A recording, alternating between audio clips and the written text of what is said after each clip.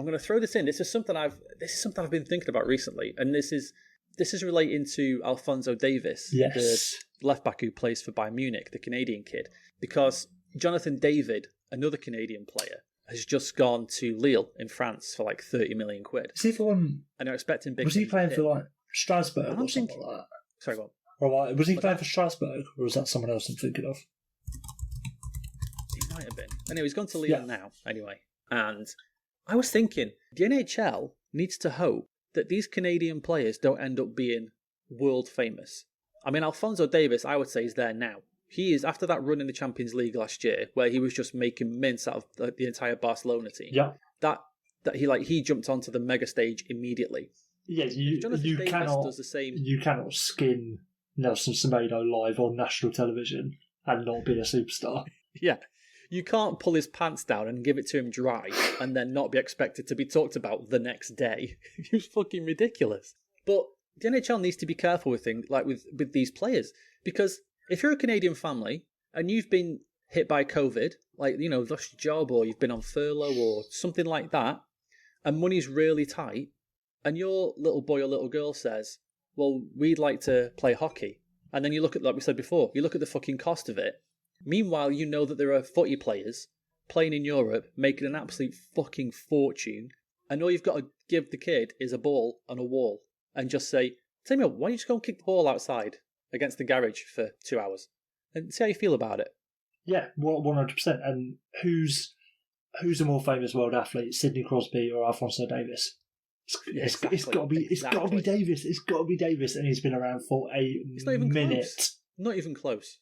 Yeah. I think without a doubt, because I reckon even the Venn diagram of people who've heard of both, like more, like your die-hard hockey fans will have heard of Alphonso Davies, whereas your die-hard footy fans, no way in hell have heard of Sidney Crosby. Do you know what would be a better comparison? Oh, man, I wish I could go to Germany and conduct some kind of research. 2 pictures. One, current Hart Trophy winner, Leon Draisaitl, German player, or Alphonso Davies.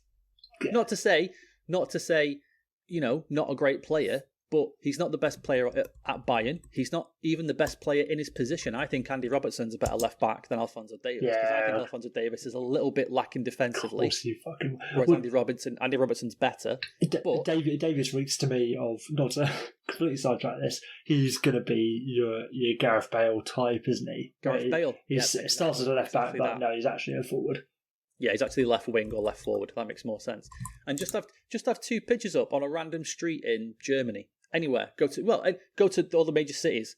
Go to Bremen, go to Dortmund, go to Munich. Just put the 2 pictures up and just, vote with the token. Which one do you know? Just have a picture of Leon Draisaitl and a picture of Alphonso Davies. And, it wouldn't even be close. It wouldn't even be close. Draisaitl would get nothing. And he's the current, if you're looking at the awards, best player in hockey. And that's another issue that comes with hockey as well, where if you just did pictures, a photo of their faces, even if people will say, oh yeah, I've heard of Leon Draisaitl, they're not necessarily going to know what he looks like. Yeah. I think the NHL's got an issue. These Canadian kids that are coming over here, taking our jobs, coming over to our Champions League, fucking taking the piss in it. I'm not having that. But it's true though. Yeah. Yeah, why would you spend all that fucking money sending your kid to these bullshit hockey camps? Oh, he's at shooting camp this week, eh? School holidays, get him to that shooting camp. No, here's a ball. Do you know? I mean, you may not be aware of this, people, but the reason why football is the most popular sport in the world is because you don't even need, technically, a ball to play that sport. There are kids in Africa, look at the way Ronaldinho grew up. There was times where they didn't have a ball, so they would roll up shirts into a ball. Just T-shirts, and make them into a ball. They'll play with a tennis ball. They'll play... You should see... There's pictures out there of, Argentinian players, Brazilian players, who can do keepy-uppy with a golf ball. Because that's all they had to play with. You don't even need a football to start playing football. Whereas you don't need goals, because it's the classic jumpers for goalposts, a tree and a stick. There's my goalposts. Anything can be a goalpost. Take your shoes off. Right, you got goalposts. There you go, done.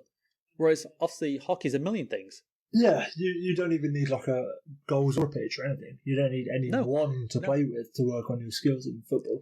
And obviously, to an extent, you can do that with hockey and almost any other sport as well. Yeah, there are elements that you can work with on your own without the right equipment. But hockey specifically, the alternatives to playing on the ice with the puck and with the goal are still expensive and not readily available around the house. I had a friend who would play when I was a kid. He would, in school holidays, to keep himself entertained for a little bit, because obviously this isn't the time, before fucking mobile phones and the internet and all that kind of thing, because I'm old. But he literally got a pack of plasters, just sticking plasters for cuts. He used all of them and made them into a ball. Fucking legend. And then would set up some goals in his living room and try and do tricks or chip the plaster ball into the goals and stuff like that. That's how easy it is to start playing football, to just do something. It's not like I need a stick. I mean, I was thinking, what's the least amount of equipment you could use to practice hockey? So I'm thinking inline skates, a stick and a ball. No, just a stick and a ball, I think, because you can stick and a ball. Actually, yeah. You could get a golf ball, a tennis ball, whatever. Use your stick in your living room, work on your stick handling or whatever. But you still need the gloves, wouldn't you, to get the feel right? Ideally, but you can do it without gloves. True. But the principal point is you still need a stick, and I'd imagine even in Canada, you're still going to have to pay 20 quid for a stick, aren't you, for a kid? Yeah.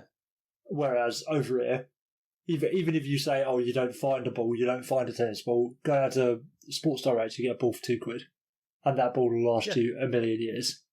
Or like I said, you can make a ball. You don't even need to play football in this country. You don't even need grass. You can play this. Like I said, there's kids in Africa who literally learned playing on sand desert floors. That's just how they started. Players in Brazil, they would literally just kick the ball up and down giant hills in the favelas. It wasn't. You don't even need a level playing surface. Anything. You don't need anything. Well, anyone in England would agree that you can get away with just the most cracked up, gravelly concrete and claim that you're playing prison rules. Exactly. Yeah. The NHL's got to be careful. In fact, tell you, if I'm Gazzo Bill, I might be sending somebody to hobble Alphonso, if possible. Maybe just wait for him outside some kind of Munich night spot or something with a club. Just whack him in the knee as hard as possible. You're not ruining my sport. What's Lee Bowyer up to these days? I reckon he probably needs a couple of quid, doesn't he?